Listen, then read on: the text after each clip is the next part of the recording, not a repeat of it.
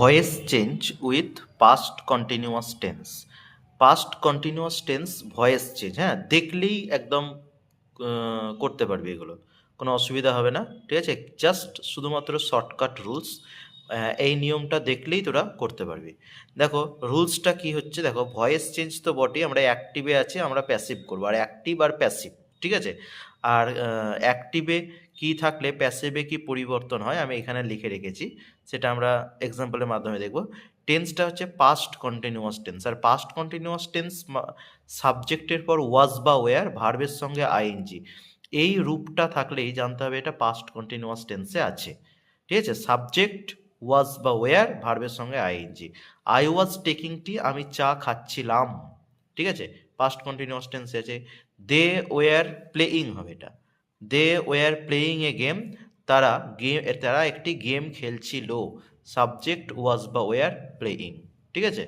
তার জন্য এটা পাস্ট কন্টিনিউয়াস। এবার এটা হচ্ছে অ্যাক্টিভে আছে, এবার আমরা প্যাসিভ করব কি করে দেখে নাও।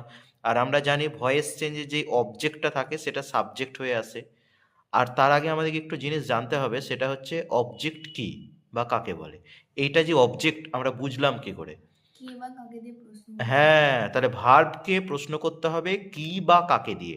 দেখো আমি চা খাচ্ছিলাম, ভার্বকে আমি প্রশ্ন করছি যে কি খাচ্ছিলাম, চা, ঠিক আছে। তাহলে কি বা কাকে দিয়ে প্রশ্নে যেটা অ্যান্সার পাবো সেটাই অবজেক্ট। তাহলে টিটা এদিকে এলো, ঠিক আছে, টি চলে এলো, তাহলে অবজেক্টটা সাবজেক্ট করে নিলাম আমরা, ঠিক আছে। এবার কি ওয়াজ বা ওয়্যার, এখানে টির পর ওয়াজ হবে, কারণ টি চা আনকাউন্টেবল নাউন, তাহলে টি ওয়াজ বিইং করতে হবে এখানে একটা। কেন বিইং করতে হবে, কন্টিনিউয়াস টেন্স থাকলেই প্যাসিভে আমরা বিইং করবো, এখানে আইএনজি আছে বলে আমরা এখানে বিইং করলাম। বেশি জটিলতায় ভাবতে গেলাম না, জাস্ট অবজেক্টটা সাবজেক্ট করে নিয়ে এলাম। যেহেতু এটা পাস্ট কন্টিনিউয়াসে তার জন্য ওয়াজ লিখলাম, আইএনজি আছে বিইং লিখলাম।